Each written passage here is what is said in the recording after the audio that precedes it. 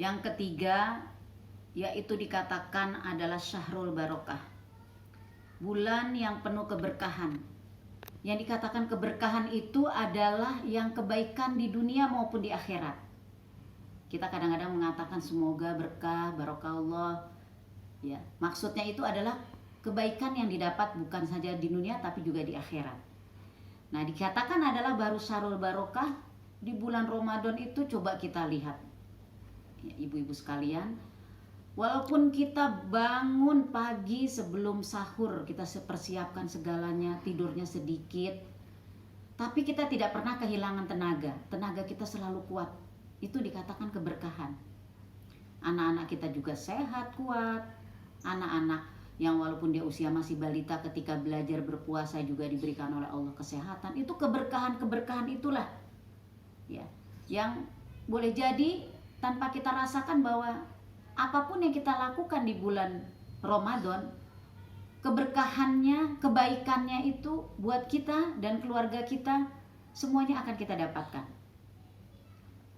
Kalau umpamanya kita pun juga melihat bahwa sesulit apapun di bulan Ramadan ada saja rizkinya. Untuk berbuka tiba-tiba ada yang memberikan makanan, ada yang masih kita bisa makan. Untuk sahur pun juga begitu. Ketika juga kita menghadapi nantinya yaitu Idul Fitri, ya, sepertinya kalau ibu-ibu itu ada yang dipersiapkan, tapi itu ada saja rizkinya. Itu dikatakan adalah Syahrul Barokah. Semuanya ingin kita rasanya berbagi kepada sesama. Yang sedikit itu menjadi banyak.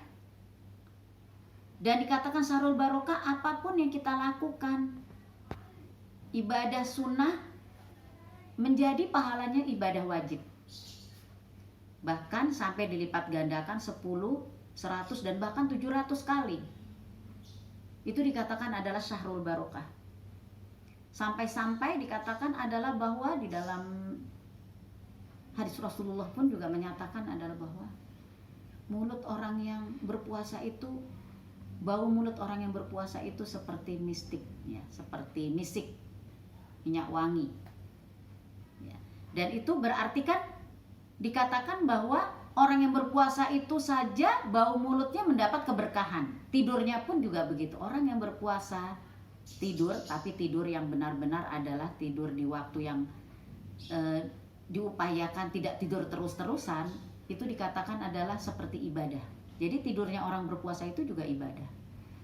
Jadi ini merupakan sebuah keberkahan-keberkahan yang Allah berikan kepada kita. Dan sampai-sampai adalah bahwa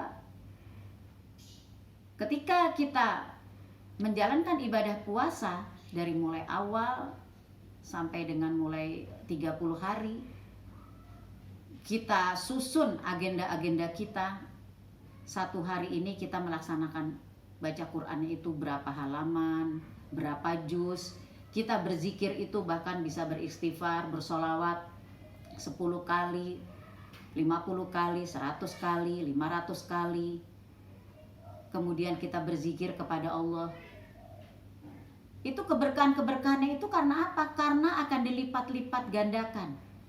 Dan pada akhirnya dikatakan keberkahan itu adalah bahwa kita mendapat pertolongan dari Allah ketika di bulan Ramadan melaksanakan ibadah itu. Setan-setan dibelenggu. Setan-setan itu dibelenggu, tapi tentunya hawa nafsu kita itu kan yang mengatur adalah diri kita sendiri, ya.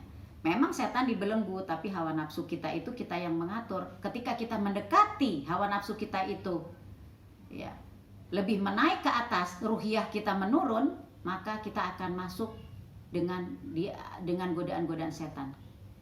Kita bisa dibawa oleh godaan-godaan setan yang hawa nafsunya itu ada pada diri kita sendiri. Padahal dikatakan adalah ini semuanya keberkahan.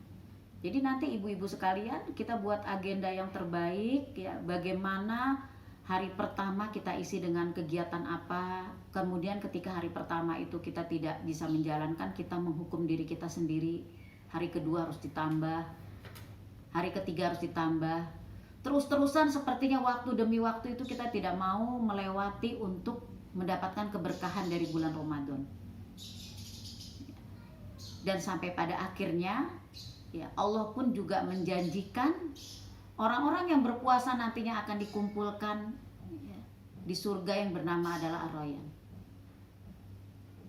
Pada saat Idul Fitri, surga itu dihias untuk menerima orang-orang yang berpuasa. Makanya dikatakan adalah kembali kepada kesucian di bulan Ramadan. Karena manusia setelah menjalankan masa 30 hari semua dilakukan atas dasar nilai-nilai ketakwaan, menjadi seperti bayi yang baru kembali bersih, bayi yang baru lahir dalam keadaan bersih, dikatakan Idul Fitri. Kemudian yang keempat adalah dikatakan Syahrul Maghfirah, bulan pengampunan. Bulan pengampunan, tidak ada yang tidak diampuni oleh Allah Subhanahu wa taala di bulan Ramadan ketika kita semuanya memohon ampun, bertaubat kepada Allah. Allah Subhanahu wa taala mengatakan adalah bahwa semua amal-amal anak Adam itu ya, dinilai oleh Allah. Tapi satu adalah puasa itu adalah Allah yang menilainya. Semua nilai amal-amal anak Adam akan diperhitungkan, tapi yang satu adalah puasa itu online. Maksudnya online adalah pahalanya itu langsung Allah yang menilainya. Karena itulah makanya kita berharap adalah agar satu bulan ini benar-benar kita harus bisa manfaatkan dengan sebaik-baiknya. Terutama adalah bahwa dikatakan di 10 malam terakhir itu ya, Idkum minan nar, setelah menjalankan masa pengampunan oleh Allah, Idkum minan nar, Allah turunkan satu malam yang dikatakan adalah malam Lailatul Qadar. Malam yang satu malam itu jika kita melaksanakan sholawat, melaksanakan baca Quran, melaksanakan qiyamul lail, itu ibadahnya adalah sama dengan 1000 bulan. Ketika itu, pada malam itu malaikat Jibril turun ke bumi berdesak-desakan untuk bersolawat, menyampaikan salam kepada kita, dan juga membantu istighfar kita.